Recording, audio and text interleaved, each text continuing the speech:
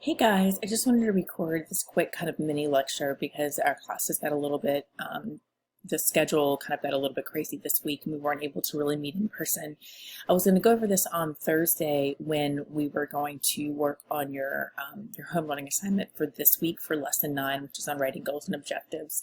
And this has to do with the logic model assignment or home learning activity that you guys did last week, which was HLA 8.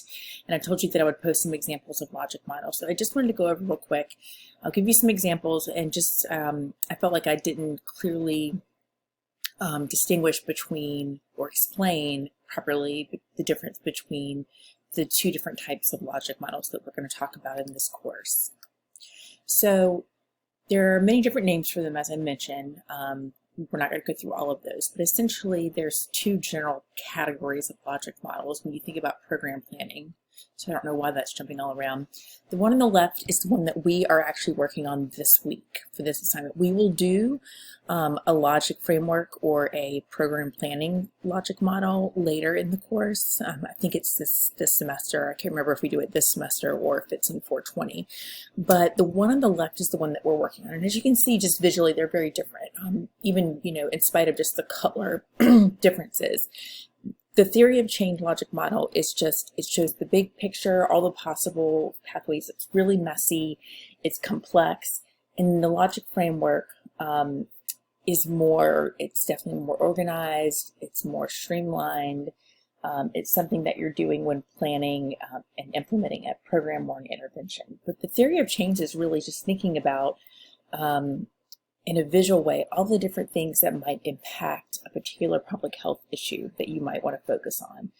And it is messy, lots of arrows, lots of different things, the relation, different layouts. You can kind of see this circular layout over here. We've got, kind of things combined into this box, which may be related, they're saying this affects this and this affects this, and the colors of the lines may mean different things. It is messy and complex. And as you guys know, from the courses that you've taken, many public health problems, they're not streamlined and easy and, simple to explain. If you think of the social ecological model, there's lots of different things that are impacting let's take, for example, your diet, the things that you eat, and you can sit there and go out and say, well, this affects this and this affects this. In the theory of change, you're trying to think about all the things and put them all in there as kind of that first draft bit, because you don't want to leave anything out. You want to just say, okay, it's like brainstorming, putting everything together, putting everything down on paper and just thinking about this complex public health problem that you have, okay? So it's going to be messy. It's not supposed to be pretty and polished. So once again, just kind of reiterating some of the ideas. They're visual methods of presenting an idea. They, offer ways, they're good ways to do them kind of collaborative, which I had you guys do a little bit of this week with working with a partner. They really just kind of help give you that visual picture. Two types, like I said, just to kind of go over the key differences. Theory of change logic models is a representation how you believe change or how you believe a public health problem occurs or why it occurs, right? The theory of change models display an idea or a program in its simplest form. It just uses kind of limited information, general information. They call these their elevator speech or cocktail napkin outlines. They're just kind of first draft. And program models, logic models, are just much more specific. They offer detail. They offer intervention targets. Like I said, we're going to talk about those later. So just kind of going through some of these. Theory of change logic models, they're not really time-bound. They're just kind of showing the problem. Program logic models, very time-bound. The level of detail for theory of change, again, not a lot of detail, very general. Your food environment is related to the food choices you make, which is related to, the food that you consume. Program logic models, on the other hand, very highly detailed elements. Basically, it's do and get. Like, what do you do, and then what do you get? Program, there's many different minute detailed elements. And then the focus, like I've said before, the theory of change is very generic, and then program logic models are very targeted and specified. So a couple of additional kind of tips.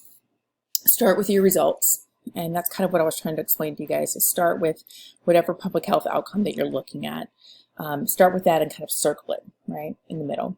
And then you can kind of move out from there, all the different ways that it impacts things that might contribute to that. Consider the big picture. Theory of change logic models, it really offers the big picture of strategies that could generate the results. As it said in the table, a basic theory of change model contains just two elements, strategies and results. Okay, the intent is to illustrate the connection between what you will do and what you will hope to get. Or you can kind of look at it a different way. It's the same concept, but you're saying what you don't do is this is going to lead to what you don't get. So if you don't provide a healthy environment or healthy food environment, or you live in a food desert, you're going to get poor eating habits. Strategies reflect a choice of optimal actions that secure intended results. It's just kind of just showing, okay, these are the things that contribute to this problem. So last but not least, kind of this tip about thinking about, what you do and what you get. So they call it strategies and results. So strategies are simply the things, the marketing, the training, the advocacy, the fundraising, etc. And the results are the things that you, the gets, the things that happen. So this is a very, very simple, basic theory of change. You do this, those are your strategies, you get this, those are your results.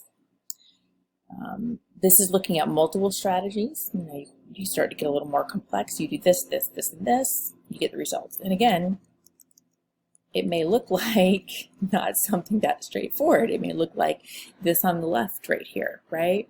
Oops, sorry guys, stop. I don't know why it's jumping around like that. That's very frustrating.